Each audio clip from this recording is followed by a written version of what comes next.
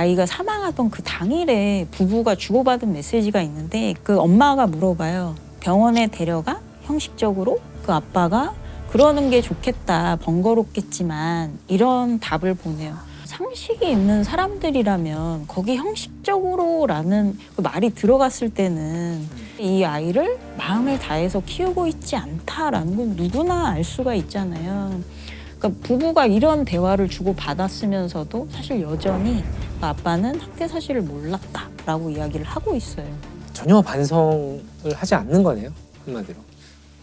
사실 엄마도 지금 아직까지 어떤 주장을 하고 있냐면 자기는 손바닥으로 아이의 배를 세게 때린 적은 있다. 그리고 아이를 이제 흔들다가 실수로 떨어뜨렸다라는 주장을 아직까지 하고 있거든요.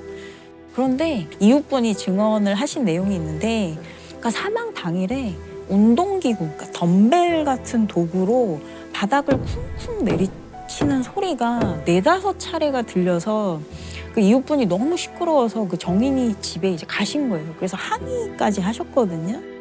운동기구 같은 막 집어던지는 막 그런 소리가 났고 지진이 나는 것 같은데 이게 뭐냐고 이게 한두 번도 아니고 죄송합니다 그러고 결국 장 씨가 정인이를 밟거나 던지는 등의 학대를 했을 가능성이 높다고 결론냈습니다. 아이를 아이로 생각한 게 아니고 정말 귀찮고 성가신 어떤 물건 정도로 생각한 게 아닌가.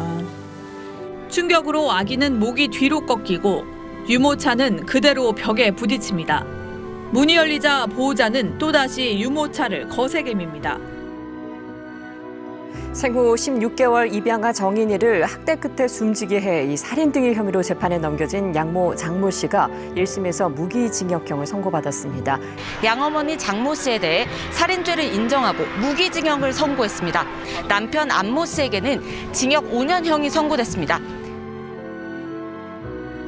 사실 이 부부가 신상 공개가 된 사람들이 아니거든요. 그런데 사실 이 사건이 이렇게까지 널리 알려지게 된 이유가 뭐냐면 아이가 10월 13일에 사망을 했는데 10월 1일에 방송 출연한 게 나가요. 이게 아이의 입양을 축하하고 하나의 가정을 이룬 걸 축하하는 어떤 방송을 이 부부가 실명으로 또 아이들 이름도 다 나간 거예요, 거기서.